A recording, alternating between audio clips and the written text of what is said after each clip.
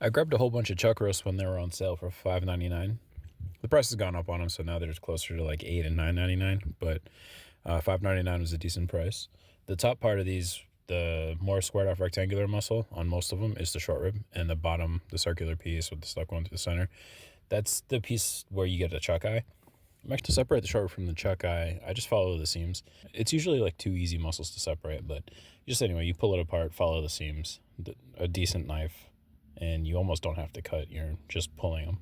I'm just going to keep calling the whole piece of chuck eye. I don't know where the separation is, but that piece is good for everything. You cut it into stew, cut it into small pieces, and just like salt and fry it. It's perfectly steak worthy. I would take one of those over a tenderloin or even a shit New York. One of these I just grilled.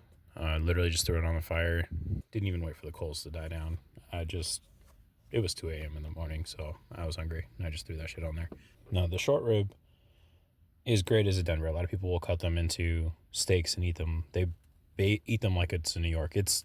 I think it's better than in New York, but it's not as popular, probably because it has the other use of being braised.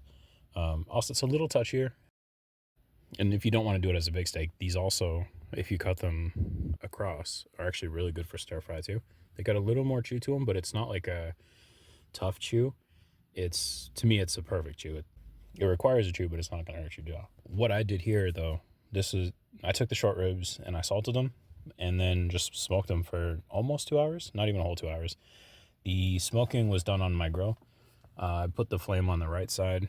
The meat that I'm smoking is on the left. The chuck eye that I was just doing as a steak, a pretty thick steak, is just sitting over the flames. It's not ideal to cook over the coals before they're burned down and white, but again, 2 a.m., I was hungry and going for it.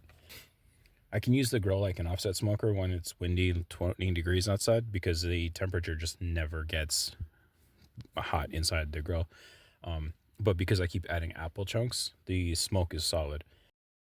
Once they were done smoking, I threw them in the sous vide for 44 hours or so. It was dependent on when I got home and felt like dealing with them, but 144 degrees for what ended up being about 44 hours. After coming out of the sous vide, I glazed them.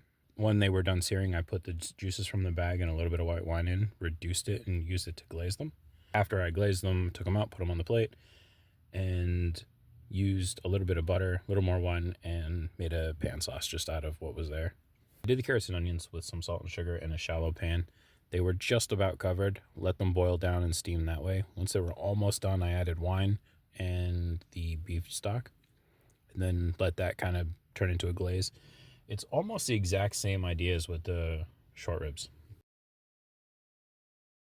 The price on a short rib, if you were to buy boneless short rib, is like $11 or $12 a pound, and the chuck eye is usually going to be like $7 or $8.